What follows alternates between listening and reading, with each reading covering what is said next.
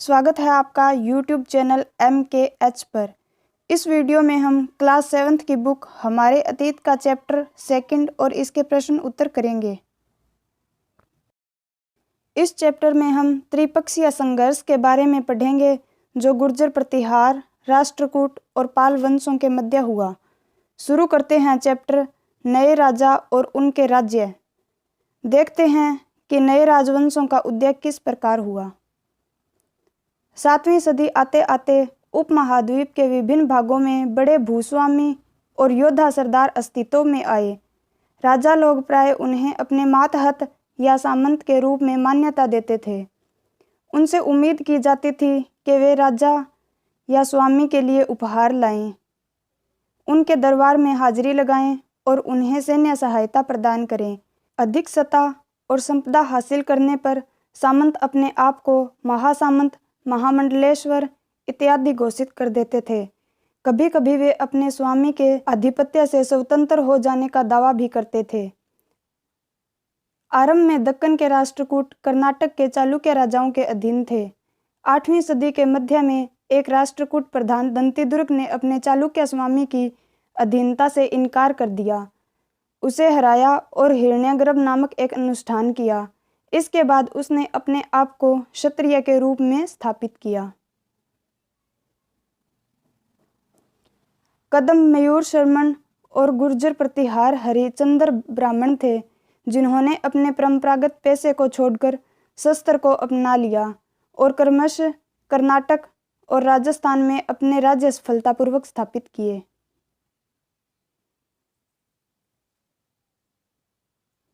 एलोरा की गुफा में विष्णु को नरसिंह अर्थात पुरुष सिंह के रूप में दिखलाया गया है। यह राष्ट्रकूट काल की कृति है। राज्यों का प्रशासन।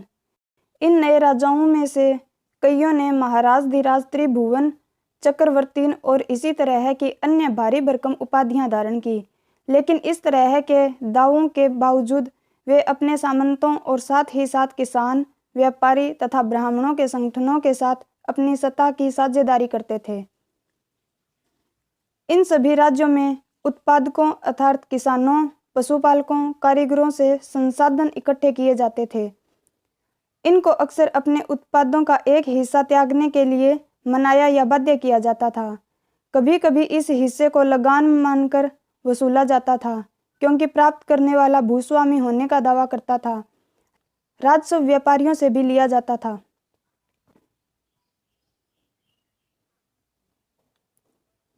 चार सौ कर। तमिलनाडु में शासन करने वाले चोल वंश के अभिलेखों में विभिन्न किस्म के करों के लिए 400 से ज़्यादा सूचक शब्द मिलते हैं। सबसे अधिक उल्लिखित कर है वेटी, जो नगद की बजाय जबरन शर्म के रूप में लिया जाता था, यानी जबरन शर्म, और कदमाई यानी कि भूस्वामी थे।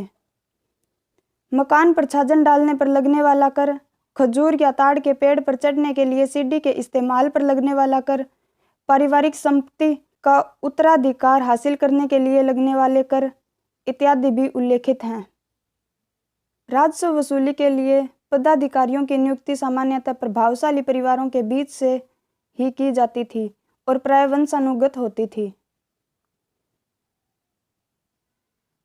प्रशस्तियां और भूमि अनुदान। प्रशस्तियां राजाओं की प्रशंसा में लिखी गई पंक्तियां होती है। ये प्रशस्तियां हमें बताती है कि शासक समय को कैसा दर्शाना चाहते थे। उदाहरण के लिए शूरवीर विजयी योद्धा के रूप में। ये विद्वान ब्राह्मणों द्वारा रची गई थी जो आमतौर पर प्रशासन में राजा की सहायता करते थे। नागभट्ट की उपाधियां। संस्कृत में लिखी गई ग्वालियर में पाई गई एक प्रशस्ति में प्रतिहार नरेश नागभट्ट के कार्यों का वर्णन इस प्रकार किया है। आंध्र प्रदेश, सिंध, विदर्भ और कलिंग के राजा उनके आगे तभी धाराशाही हो गए जब वे राजकुमार थे। राजा लोग प्राय ब्राह्मणों को भूमि अनुदान से पुरस्कृत करते थे। ये ताम्रपत्रों पर अभिलिखित होते थे जो भूमि पाने वाले को दिए जाते थे। 12वीं शताब्दी में कल्हण द्वारा संस्कृत काव्य की रचना की गई, जिसमें कश्मीर पर शासन करने वाले राजाओं का इतिहास दर्ज है। धन के लिए युद्ध। इस काल में कुछ युद्ध क्षेत्र के लिए तथा कुछ युद्ध धन के लिए किए जाते थे।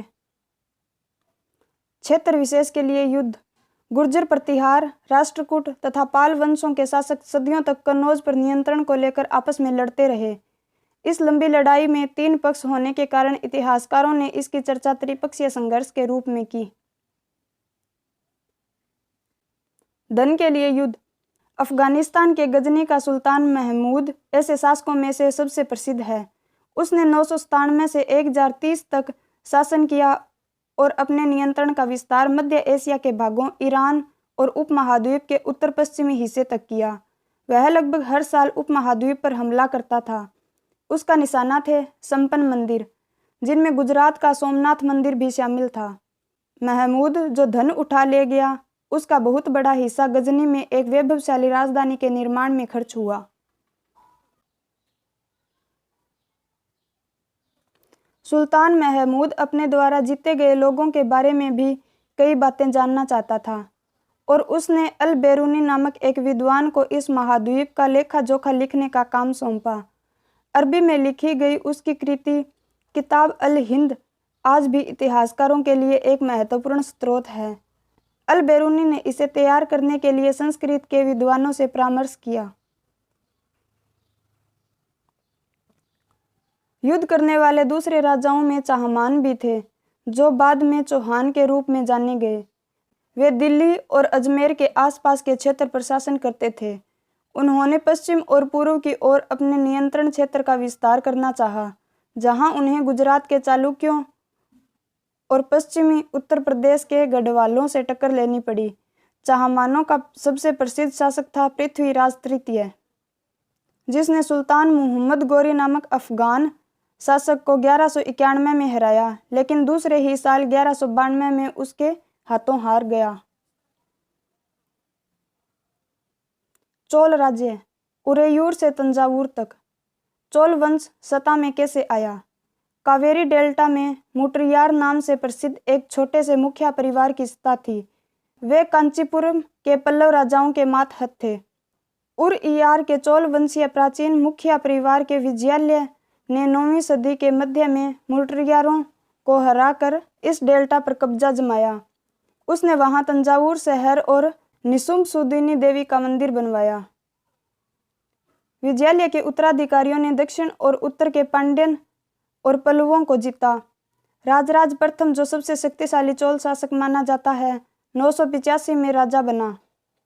राजराज के पुत्र राजेंद्र प्रथम ने गंगा घाटी, श्रीलंका तथा दक्षिण पूर्व एशिया के देशों पर हमला किया और एक जल सेना भी बनवाई।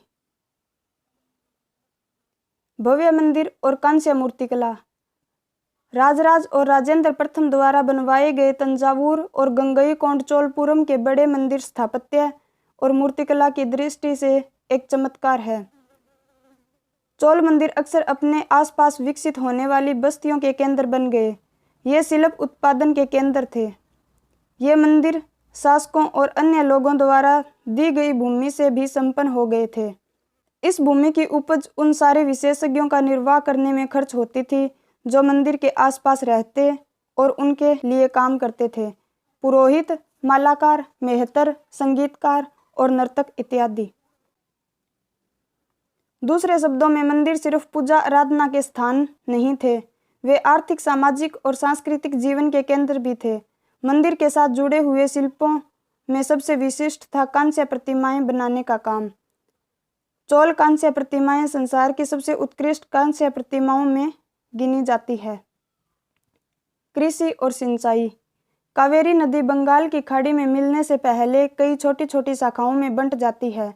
ये शाखाएं बार बार पानी उलीचती है, जिससे किनारों पर उपजाऊ मिट्टी जमा होती रहती है।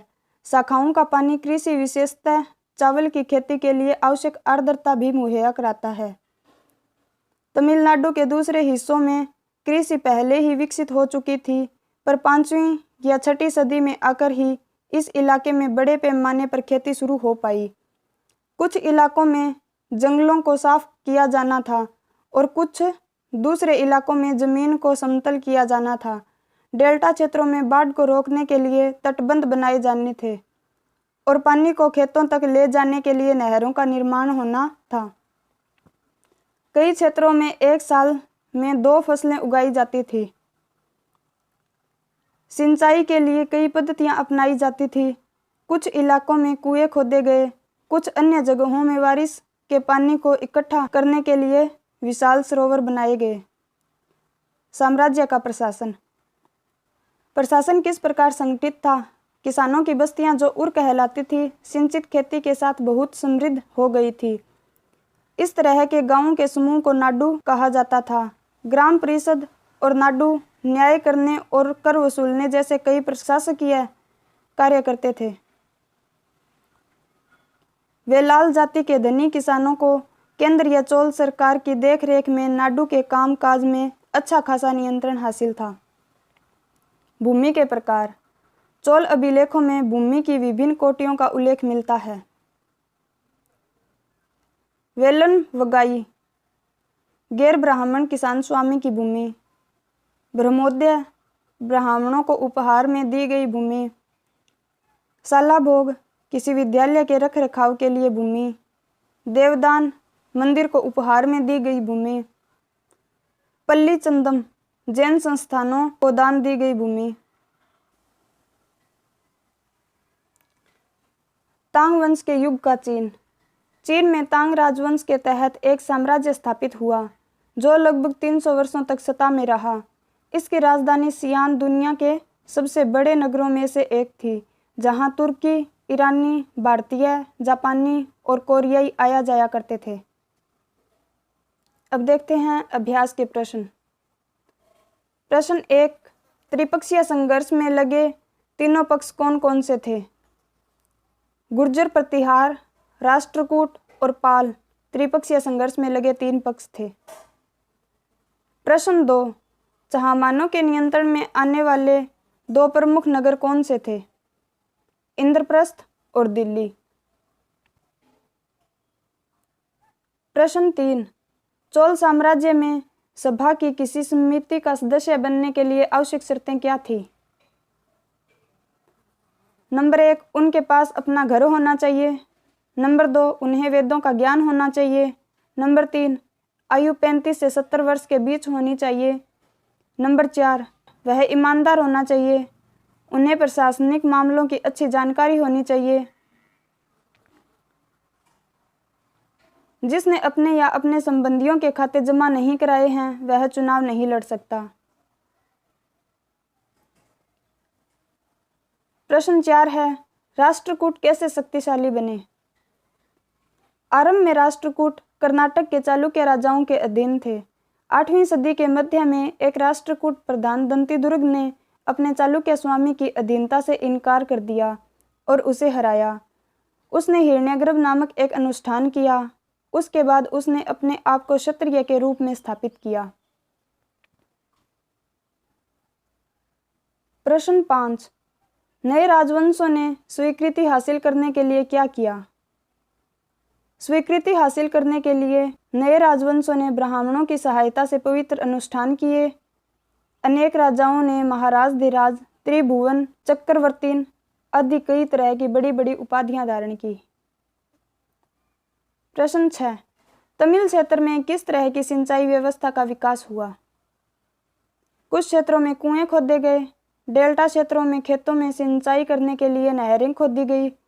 कुछ क्षेत्रों में वर्षा जल के संग्रहण के लिए बड़े बड़े जलाशय बनाए गए।